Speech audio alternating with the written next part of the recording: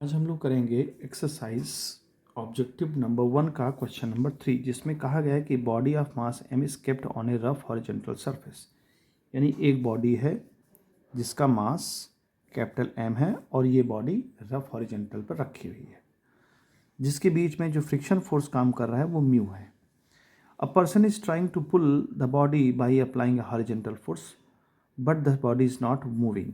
तो कहता है कि उस पर एक फोर्स लग रहा है, मान लीजिए फोर्स उसका F डैश लग रहा है इस डायरेक्शन में। तो फ्रिक्शन फोर्स कहाँ काम करेगा? इस डायरेक्शन में फ्रिक्शन फोर्स काम करेगा।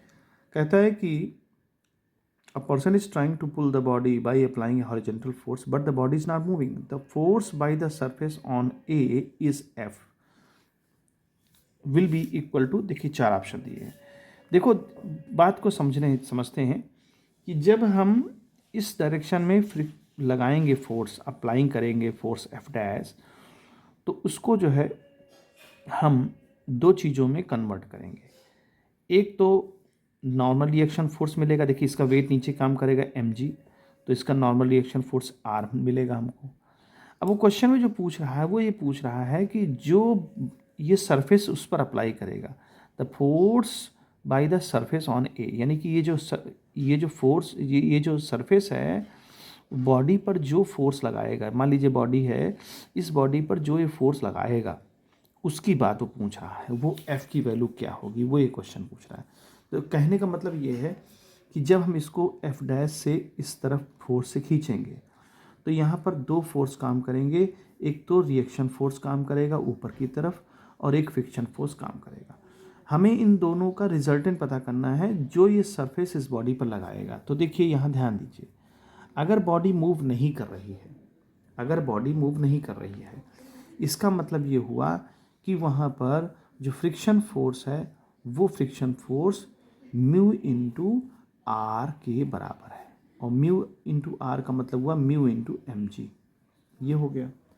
दूसरी बात, अगर हम इस रिजल्टेंट फोर्स को निकालना चाहते हैं F को, तो वो F क्या होगा, इस R और इस स्मॉल f यानी कि फ्रिक्शन फोर्स का रिजल्टेंट होगा। तो वो रिजल्टेंट कैसे निकालेंगे, F is equal to under root R square plus small f square, ये इसका रिजल्टेंट होगा। अब रिजल्टेंट में देखिए क्या है, R हमारा क्या है mg के इक्वल है, तो mg स्क्वायर हो गया। F क्या है, म्यू mg के इक्वल है, तो म्यू mg का होल स्क्वायर हो गया।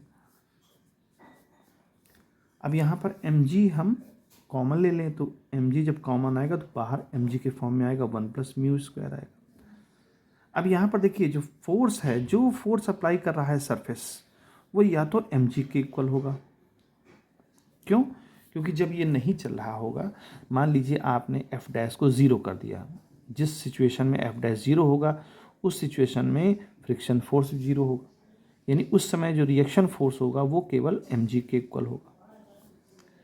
तो यानी ये जो फोर्स रिजल्टेंट है, जब ये फ्रिक्शन फोर्स काम ही नहीं करेगा, जब बॉडी रेस्ट में है, जब काम ही, भाई मिनिमम की बात कर रहे हैं, मिनिमम फोर्स ये स्मॉलर कब होगा, देखिए मिनिमम का मतलब हुआ कि जब आप अप्लाई जो फोर्स कर रहे हैं उसका अप्लाइड फोर्स 0 है मिनिमम के लिए, है ना। और जब मिनिमम अप्लाइड फोर्स 0 होगा तो रिएक्शन फोर्स, ये फ्रिक्शन फोर्स भी 0 होगा। तो वहाँ पर आपको ये जो फोर्स है, ये जब ये चीज़, ये वाला फोर्स 0 हो जाएगा तो सिर्फ F की वैल्यू R के बराबर हो जाएगी। यानी जो आपका F होगा अप्लाइंग फोर्स से, जो ये जो सरफेस हमको दे रहा है वो केवल R के बराबर हो जाएगा, और R की वैल्यू mg के इक्वल होती है। तो एक तो ये बन जाएगा हमारा फोर्स।